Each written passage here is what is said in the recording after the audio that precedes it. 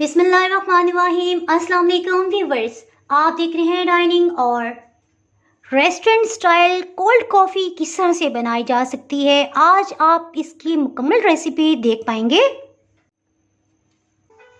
अगर मेरी वीडियोस अच्छी लगी तो लाल सब्सक्राइब को क्लिक कर दें। साथ में ये जो बेल का आइकॉन है इसको क्लिक कर दें। इसको क्लिक करने से आपको मेरी हर नई वीडियो का नोटिफिकेशन सबसे पहले फ्री में मिलेगा। बिस्मिल्लाहिर्रहमानिर्रहीम जी, रेसिपी को स्टार्ट करते हैं। तकरीबन 600 ml ताज़ा दूध ले लेंगे। मज़ेदार से जायके के लिए 50 ग्राम मिल्क चॉकलेट ले ली है। क्रश करना मुझे मुश्किल लगता है, सो इसे मोटे मोटे पीसेस में तोड़ लिया है। हीट को ऑन कर लेते हैं। इसके साथ इसमें दूध को डाल के अच्छी तरह से उबाल लेंगे। चॉकलेट को इसमें शामिल कर देंगे। ये बॉइलिंग पॉइंट पे आ गया, इसको अच्छी तरह से मिक्सअप कर लेंगे। हीट को ऑफ कर दिया है, इसे ठंडा होने देंगे और फटाफट से कॉफ़ी को फेंट लेते हैं। किसी भी अच्छे ब्रांड की 2 खाने वाले चम्मच कॉफ़ी ले लेंगे। 3 खाने वाले चम्मच इसमें चीनी जाएगी।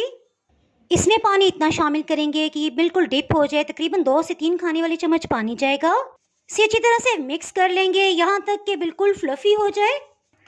बस इसको फेंटने में थोड़ी सी मेहनत लगेगी, लेकिन इसी से टेस्ट डेवलप होगा। ये क्वेश्चन कि इसको कितनी देर के लिए इस तरह से फेंटना है, मैं भी आपको बताती हूँ। ये देखिए, इसका काफ़ी लाइट कलर हो गया, इसमें पीक्स बनने लगे हैं। जब इस कंडीशन में आ जाए तो बस ठीक है, इसे फेंटना बंद कर देंगे। चॉकलेट मिल्क बिल्कुल रूम टेम्परेचर पे आ गया। एक दफ़ा फिर से इसे मिक्स करेंगे। चॉकलेट मिल्क को ब्लेंडर जग में शामिल कर देंगे। 2 खाने वाले चम्मच इसमें फेंटी हुई कॉफ़ी हम डालेंगे। चलें जी, 2 टेबल स्पून भी इसमें चला गया। वनीला आइसक्रीम के 2 स्कूप इसमें चले जाएंगे। चीनी ऑप्शनल है, अगर आप डालना चाहें तो डालें। मैं और बच्चे लाजमी पीते हैं, सो 2 खाने वाले चम्मच इसमें चीनी जाएगी। कुछ आइस क्यूब्स, इसे हाई स्पीड पे ब्लेंड कर लेंगे।